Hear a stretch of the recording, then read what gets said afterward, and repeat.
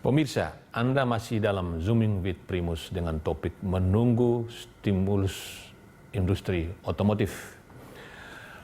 Bu Restu, ini kan pemerintah sudah menggulirkan 7 sektor yang akan didorong industri dalam Making Indonesia 4.0. Pertama Mamin, kedua TPT, ketiga elektronik, keempat otomotif, kelima industri kimia, keenam Alkes ya, dan ke-7 adalah industri farmasi. Nah, otomotif ini memang masuk akal bagi saya ya, karena kita 274 juta penduduk dan kita punya kemampuan membuat industri. Dan Jepang sudah lama di Indonesia dengan Toyotanya. Jadi kita sebetulnya udah, apalagi TKN kita sudah cukup tinggi juga ya, kandungan lokal ya. Nah ini bisa dijelaskan optimisme mengapa sektor ini bisa diandalkan untuk mendongkrak industri dan pertumbuhan ekonomi kita. Baik, terima kasih Pak. Ya. Pak Primus, seperti yang Bapak sampaikan tadi bahwa sektor otomotif ini memang yang dipilih sebagai salah satu sektor yang masuk ke dalam fokus yang semula 5 ya Pak, semula 5, kemudian 5, karena ada pandemi COVID, kemudian ya, ada tambahan 2 lagi kan, alat kesehatan dan kemudian farmasi. Nah, masing-masing sektor Pak itu diminta supaya membuat semacam peta jalan atau roadmap. Nah, untuk otomotif ini kita juga sudah membuat roadmap yang terkait dengan sektor otomotif. Kita membagi roadmapnya itu menjadi 3 bagian Pak. Yeah. Jadi kita sebutnya horizon. Horizon pertama antara 3 sampai 5 tahun, kemudian horizon kedua itu antara 5 sampai 10 tahun, dan nanti horizon terakhir antara 10 sampai 15 tahun, di akhirnya nanti di 2030. Nah, di masing-masing horizon ini kita sudah menetapkan key initiatives, kemudian key activities, kemudian juga fokus produknya apa. Nah, yang di horizon pertama 3 sampai 5 tahun itu memang kita masih memfokuskan kepada kendaraan yang ICE ya Pak ya, masih yang konvensional. Tapi kemudian masuk ke 5 sampai 10 tahun itu sudah mulai kendaraan listrik sudah mulai kita singgung juga Pak. Nah, yang horizon kedua ini yang kita singgung adalah masih kendaraan sepeda motor listrik. Nah, nanti setelah itu kita mulai juga dengan kendaraan roda 4 listrik juga, dan di horizon terakhir nanti kita harapkan ini sudah BEV ini sudah bisa kita kembangkan. Mungkin itu Pak sebagai awal dari diskusi masalah ini. Ya Pak Kuku, kalau lihat bagaimana pemerintah sudah menetapkan otomotif sebagai satu dari 7 sektor yang akan didorong ya, kemudian sudah ada roadmap. Nah, ini bagaimana mengoptimalkan industri otomotif kita. Tadi saya pikir menarik juga data bahwa 1,5 juta orang yang bekerja di sektor ini, karena dia dari produksi sampai jalur distribusi penjualan ya. Nah, kalau kita lihat di Jepang, di negara-negara maju itu industri otomotif punya akar yang dalam. Jadi dia bisa sampai usaha-usaha mikro juga ikut memproduksi komponen ya. Jadi dalam akarnya. Nah, bagaimana di Indonesia otomotif itu betul-betul dia bisa menggerakkan sektor lain dari sisi produksi. Nah, kalau distribusi saya pikir selama ini kan udah berjalan. Silakan Pak. Baik, terima kasih. Memang demikian. Ini adalah tadi kita istilahnya adalah ekosistem.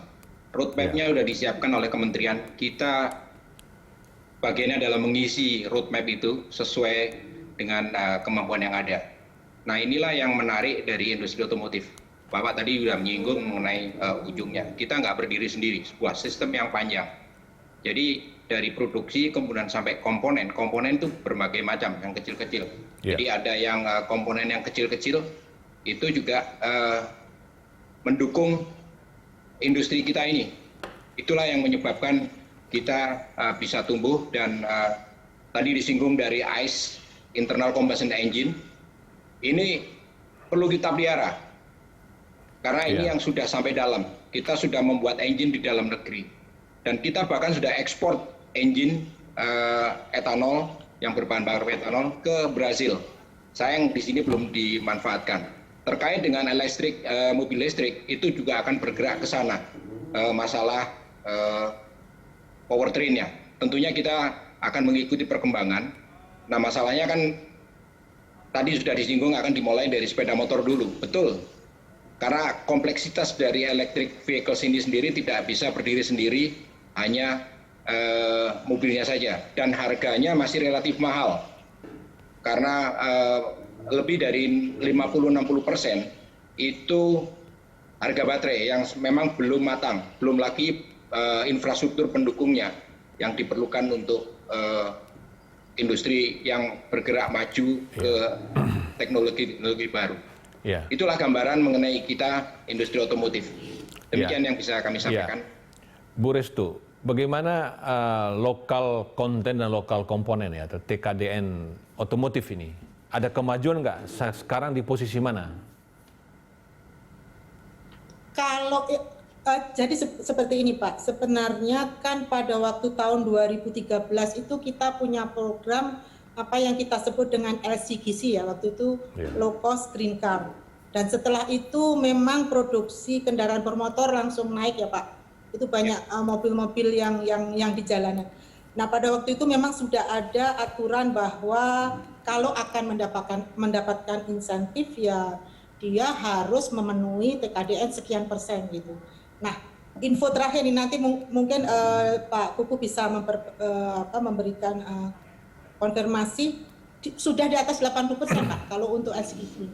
Ya. 83-an mungkin ya sekarang mungkin kalau tapi untuk beberapa, jadi nanti tergantung Pak, kalau dia TKDN-nya sekian ya kemudian dapat insentif sekian, makin tinggi tentunya insentifnya makin tinggi seperti itu Pak.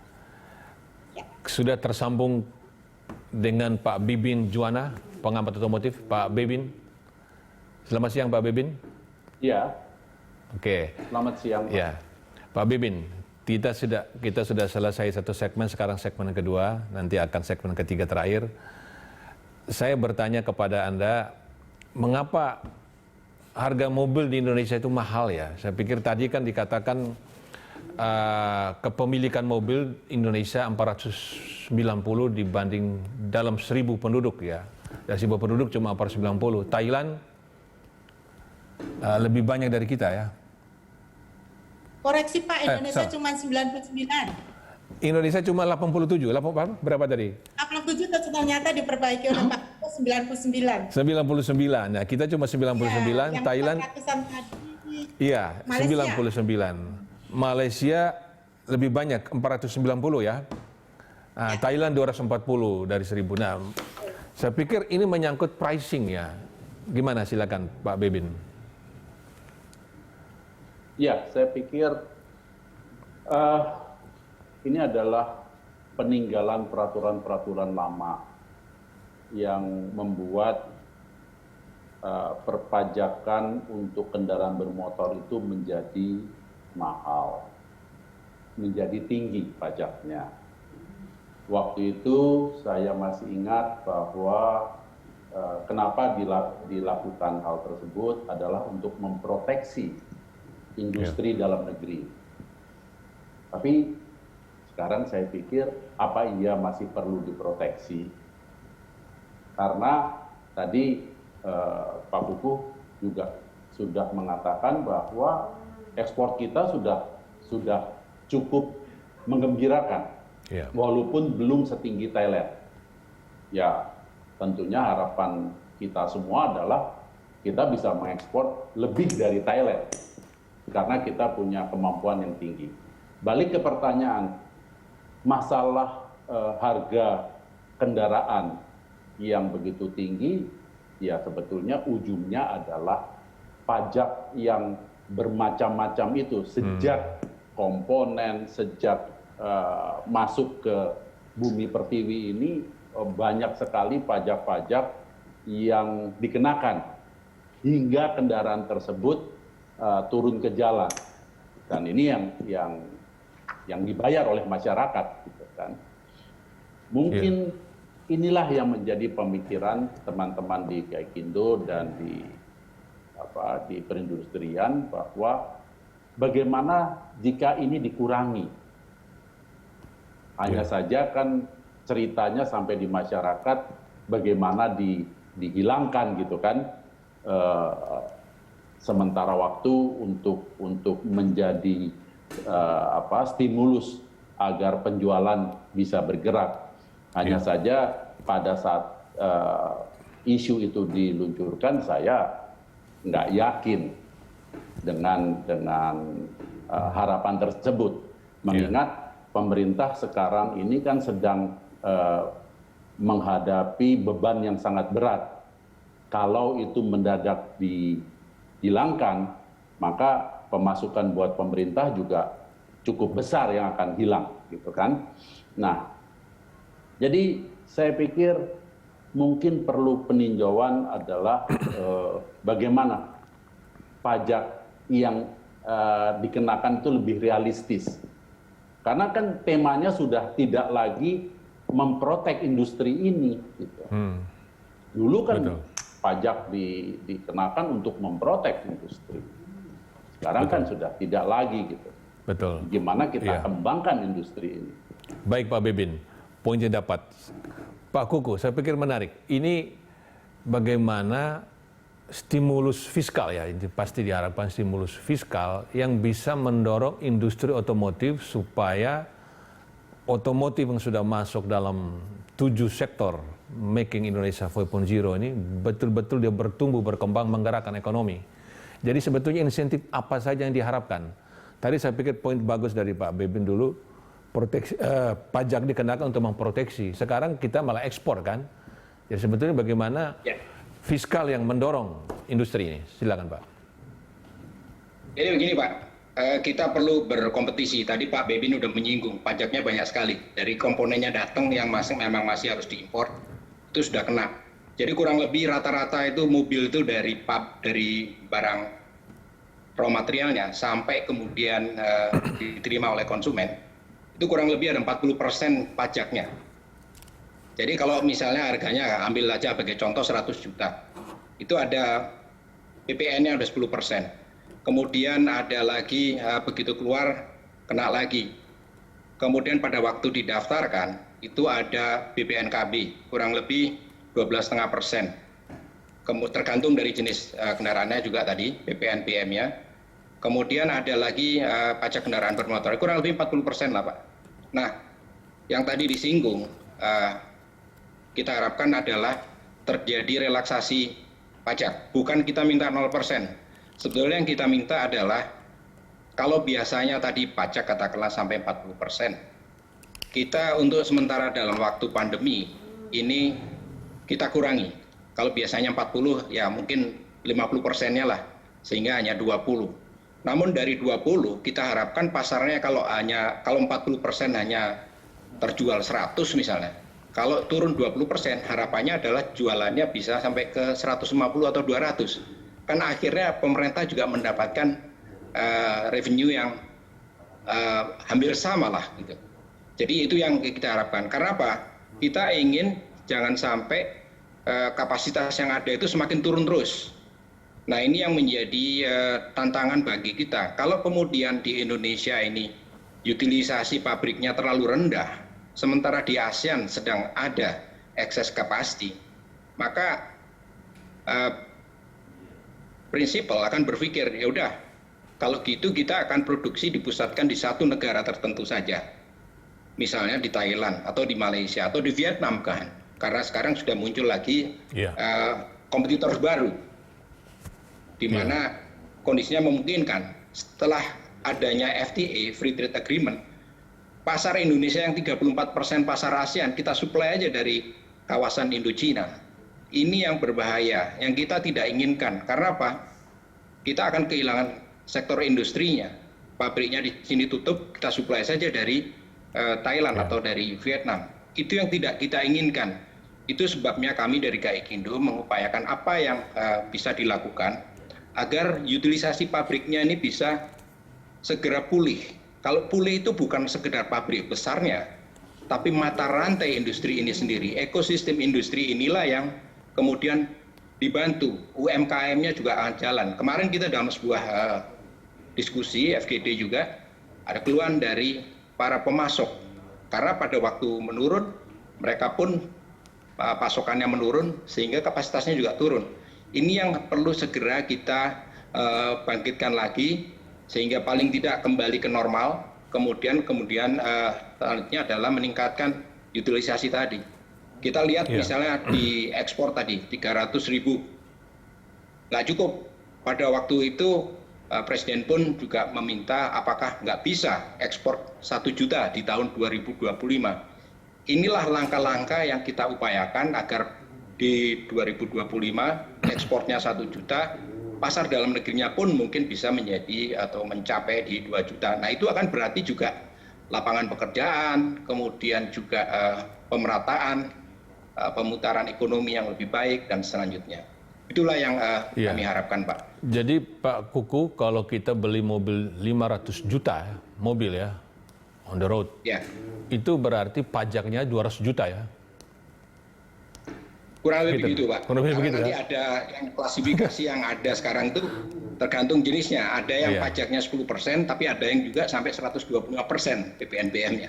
Ada 125%, waduh besar. Nah sekarang Bu Restu, apa yang dilakukan atau sudah disampaikan secara resmi oleh Kementerian Perindustrian untuk mendorong industri otomotif ini? Karena bagaimanapun juga 7 sektor ini yang Making Indonesia 4.0 itu kan program Kementerian Perindustrian ya.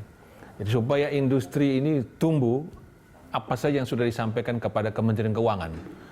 Penurunan PPNBM lah atau penurunan BBN, KB dan seterusnya. Baik Pak Primus. Jadi tadi seperti yang sudah disampaikan oleh Pak Kuku tadi bahwa untuk mencapai produksi 1 juta itu takes time, Pak. Jadi kita 800, 900, kemudian untuk mencapai 1 juta itu memerlukan waktu, tapi akhirnya sampai 1 juta. Nah, kalau kemudian 1 juta itu karena keadaan pandemi ini kemudian menjadi turun, itu yang kita nggak mau ya Pak Kuku. Kita maunya ya kalau bisa malah tetap naik, karena 1 juta itu angka yang memang membuat kita waktu untuk mencapainya saja setengah mati waktu itu. Kemudian seperti disampaikan oleh Pak Kuku juga bahwa behind that di belakang ini sektor otomotif ini yang ikut di dalamnya ini banyak Pak, ikutannya itu banyak, kurang lebih 1.500 perusahaan komponen itu yang melibatkan 15 jutaan kalau nggak salah ya tenaga kerja, sehingga kalau nanti sektor otomotifnya kena ya otomatis yang belakangnya tadi kena semua. Nah itu kita tidak menginginkan itu. Nah memang ada beberapa insentif-insentif yang sudah kita usahakan Pak ya, kita usahakan. Salah satunya sebelum PPNBM sebenarnya ada juga yang kita sebut dengan bea masuk ditanggung pemerintah Pak. Jadi kalau otomotif ini mengimpor komponen yang belum diproduksi di dalam negeri, atau mungkin dia sudah diproduksi di dalam negeri tapi jumlahnya tidak mencukupi, atau spesifikasinya tidak cocok, itu pada waktu mengimpor mereka bea masuknya 0 Pak. Jadi kita nolkan. Nah ini ada 2 macam. BMDTP pada waktu reguler itu sudah ada, kemudian pada waktu COVID ini kita tambahkan lagi Pak. Ilmate itu Direktorat Jenderal kami itu mendapatkan 114 miliar 337 juta hanya untuk BMDTP COVID-nya saja ya Pak, di samping yang reguler. Itu untuk sektor komponen KBN-nya sendiri mendapatkan 131,31 miliar. Kemudian untuk kendaraan roda 2 dan 3-nya 165 juta. Nah, penggunaan yang BMDTP COVID ini nanti pengajuannya dipermudah Pak. Jadi dipermudahnya nanti dia lewat online juga Pak, karena kan situasi sekarang memang tidak memungkinkan untuk melakukan offline. Ya, Bu Restu, untuk menjadi barangkali untuk menjadi sebuah mobil itu berapa persen komponen impor? Pak Kuku itu nanti yang pelaku. Pak Kuku ya, pelaku ya kayak. Tapi kira-kira seperti itu Pak, bahwa kalau kemudian industri otomotifnya terguncang, otomatis yang di belakangannya tadi, ikutannya tadi 1.500 ya? 1.500 sektor 1.500 yang... 1.500 kira-kira jumlah industri komponennya, itu melibatkan 15 jutaan mungkin ya Pak. Itu kita masih mungkin belum menghitung juga untuk yang UKM-UKM yang kecil-kecil yang tidak bisa kita hitung ya, lebih dari itu. Kemudian tadi disampaikan juga bahwa ada usulan yang terkait dengan penurunan PPNBM ya Pak Kuku. Ini kita bahas dengan Pak Kuko.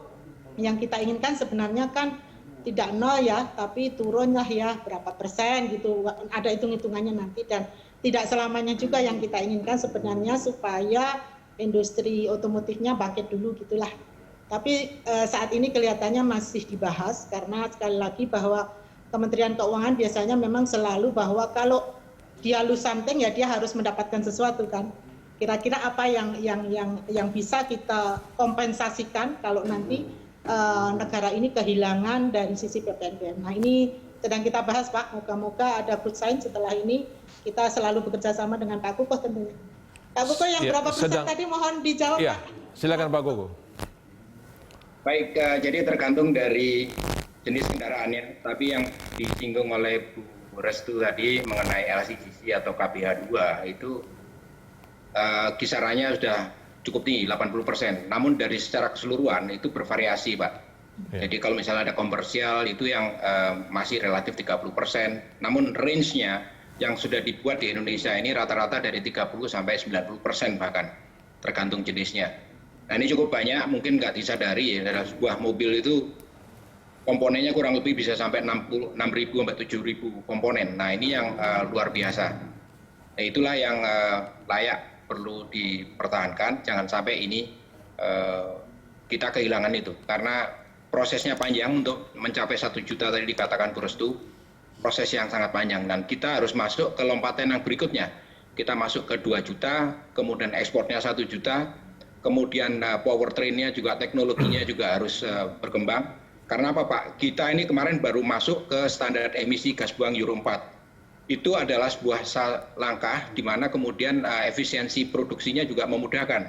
Karena kita memproduksi untuk dalam negeri, pada waktu itu emisi standar gas buangnya masih Euro 2. Untuk ekspor Euro 4, sehingga kemudian diproduksi ada 2 lini untuk domestik, untuk ekspor. Mulai tahun 2018 sudah sama. Nah kemarin kita juga berbicara dengan berbagai kementerian, bagaimana kalau kita mau ekspor ke Australia. Australia sudah Euro 6. Nah, kalau kita bisa lompat ke sana, kita juga bisa memproduksi kendaraan yang bisa dimanfaatkan di negara lain seperti Australia yang pasarnya 1,2 juta setahun. Namun belum satu pun produk-produk tersebut berasal dari Indonesia, dan Australia tidak memiliki industri otomotif saat ini sudah semenjak 2017. Kita sudah ekspor ke 80 negara, Pak. Kita berusaha bersama dengan pemerintah, dengan Kementerian Perindustrian, bagaimana meningkatkan, bukan lagi 80, kita bekerja sama dengan prinsipalnya minta bisa nggak ke ekspor ke 100 negara. Kemudian jenisnya juga bisa ditambah, volumenya juga ditambah. Ini adalah langkah utilisasi kapasitas yang ada. Nah itulah yang dilakukan. Kemudian kita juga sudah bergeser Pak nanti. Tahun depan akan diberlakukan PP 73, di mana pajak kendaraan bermotor bukan lagi didasarkan pada besaran mesinnya atau bentuk kendaraannya, tapi sudah bergeser atau mengarah ke tingkat gas buangnya. Semakin rendah gas buangnya, semakin rendah pula pajaknya. Nah ini kita harapkan tahun depan diberlakukan dan bisa konsisten sehingga kita mengikuti pola-pola yang diikuti oleh negara-negara lain di dunia. Kira-kira itu arahnya Pak. Ya, pemirsa, mungkinkah Indonesia bisa mencapai produksi 2 juta dan 1 juta diekspor? Kita akan bahas setelah jeda berikut.